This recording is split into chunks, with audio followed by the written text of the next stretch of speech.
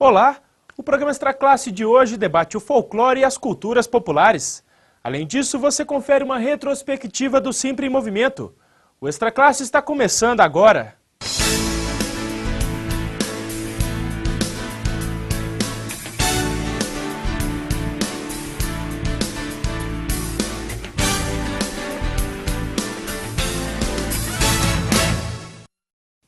O folclore é uma das principais expressões da riqueza cultural de um povo. As crendices, lendas, danças e trajes regionais, o artesanato, os costumes, os cultos e as religiosidades populares, tudo isso faz parte do universo da sabedoria popular e é uma ótima matéria-prima para a sala de aula. A presença dessas práticas, representações e conhecimentos populares no ambiente escolar é o tema da entrevista de hoje, que você confere agora.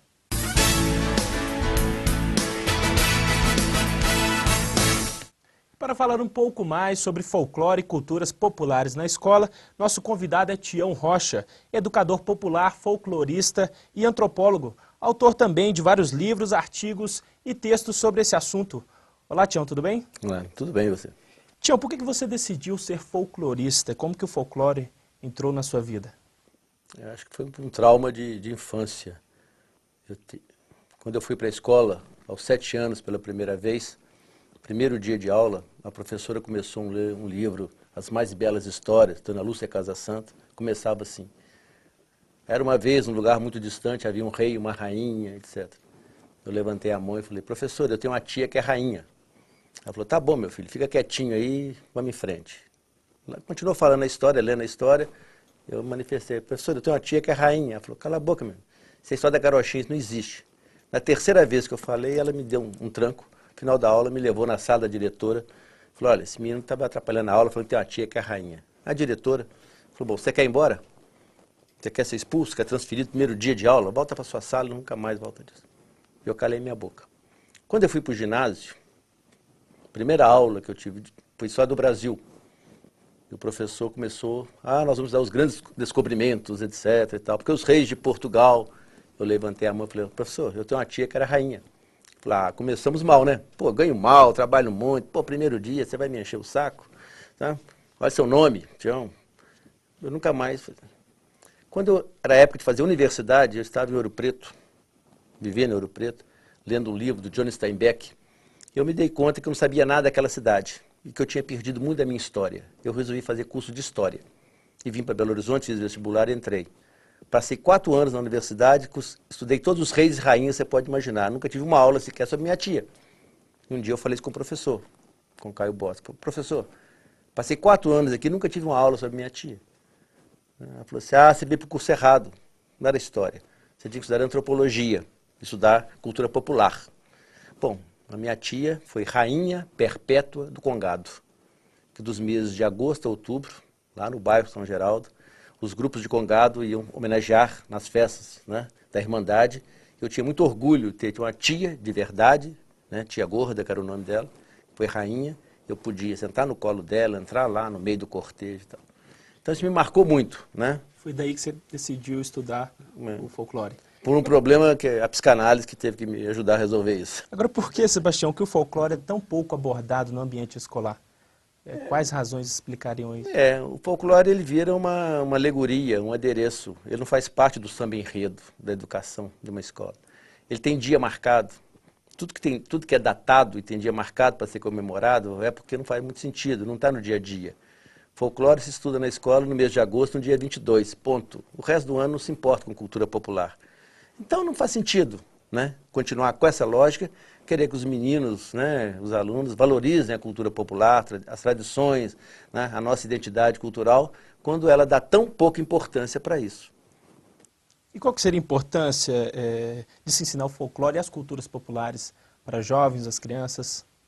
O meu grande medo é quando você transforma isso em currículo, uma grade e pronto, e deforma todo o espírito, né, todo esse processo.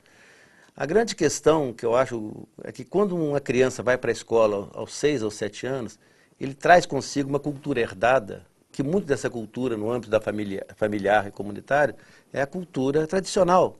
Então ele já leva isso. E ao invés da escola aproveitar isso e valorizar, a tendência dela é podar. Então, há uma perda disso. Por outro lado, ela não cria esses espaços, não dá o mesmo peso, né, à cultura de massa, à cultura acadêmica, do que as culturas tradicionais. Por isso, ela está sempre em defasagem, sempre considerada como coisa de menor, né? Então, isso se repete, seja no nível da escola primária, seja na universidade, né?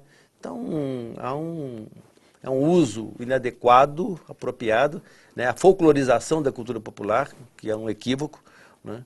E que eu acho que para mudar isso tinha que mudar o jeito de pensar a educação. O jeito de pensar o espaço escolar. Pensar, Agora, então, Sebastião, na prática, como que esse conteúdo, as culturas populares, o folclore, eles poderiam ser trabalhados na sala de aula? Eu sei que você, inclusive, já escreveu um livro para orientar os professores um pouco como trabalhar esse conteúdo. É verdade. Havia uma pergunta há muitos anos, fala-se que cultura popular e folclore estão acabando, principalmente nos grandes centros. Eu trabalhava em colégios em Belo Horizonte, na Zona Sul, e de repente eu comecei a me dar conta que os meus alunos que moram no Sion, na Savassi, no São Pedro, será que não existe cultura popular? Será que um dia eu vou ser um folclorista sem folclore? Quer dizer, a minha ciência vai acabar, eu vou viver de, sabe de quê?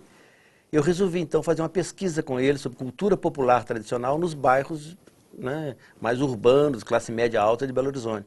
Eu encontrei muita coisa, né? Claro que eu não encontrei com gado, mas eu encontrei cantigas de ninar, provérbios, lendas, pensamentos, cantigas de roda, culinária tradicional, gíria, um monte de coisas que são das tradições populares que eles tinham.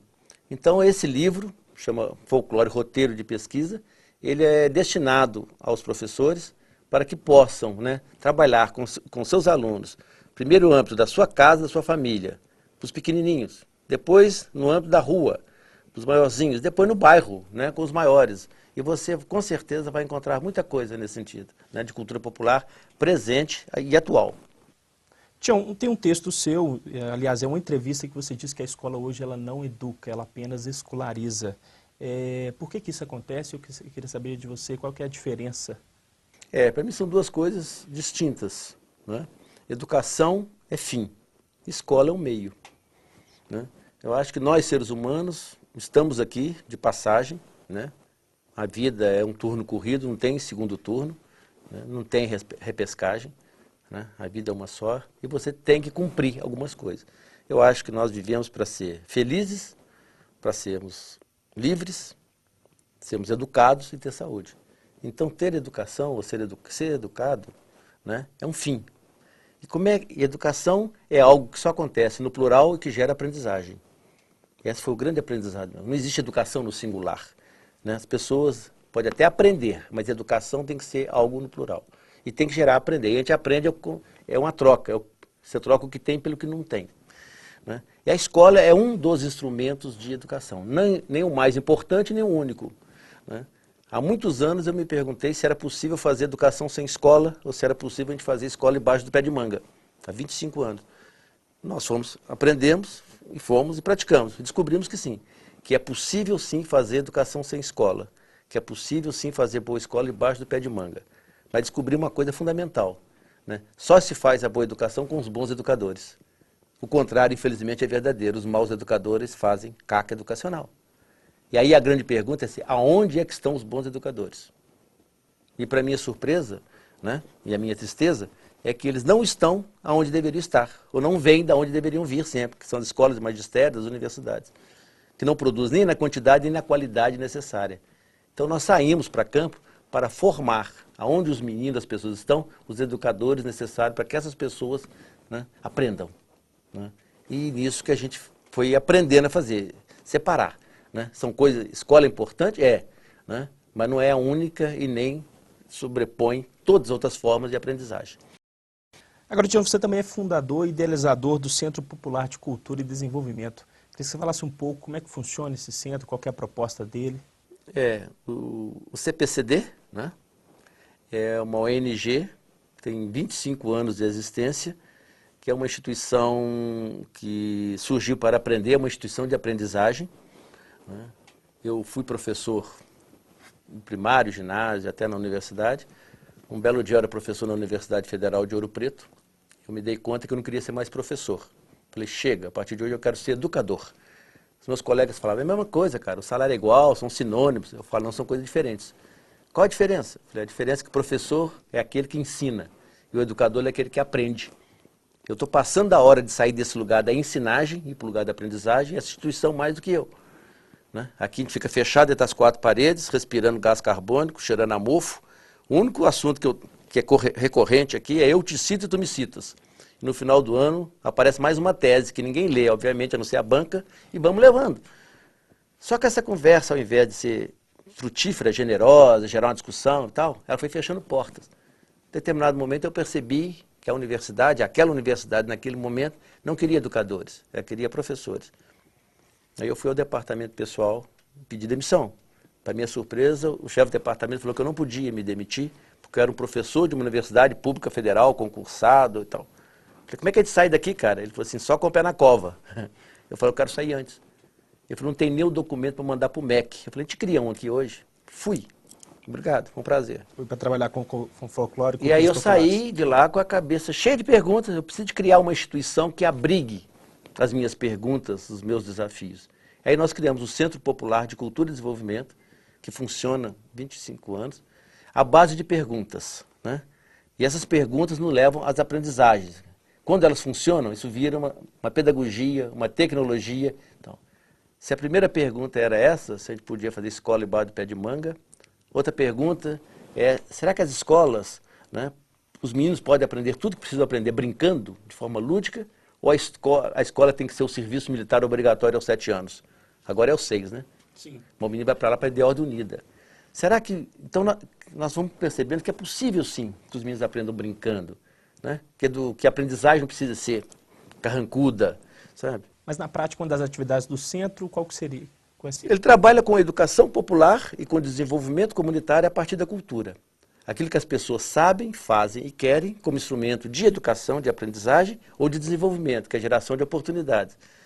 Nós começamos nosso trabalho em Curvelo, depois fomos para o Vale do São Francisco, para o Vale do Jequitinhonha, depois saímos, fomos trabalhar no Lixão de Vitória, fomos para o sul da Bahia, para o interior do Maranhão, fomos para o Jari, a maior favela fluvial de palafitas do mundo, lá no Beiradão. Fomos para Moçambique, formar educadores que trabalhavam com crianças e jovens que viviam nos campos de refugiados de guerra. Né? E hoje nós estamos construindo cidades educativas no Vale do Jequitinhonha, cidades sustentáveis, né? E ao mesmo tempo usando todo esse recurso, por exemplo, para reduzir a mortalidade infantil no Maranhão, por exemplo. Né? A ideia do centro é trabalhar com desafios, boas encrencas. Né? Nós somos movidos a encrenca, né? Que vale a pena. Tião Rocha, agradeço a gentileza da sua entrevista e a participação aqui no programa Extra Classe. Um prazer estar aqui, viu?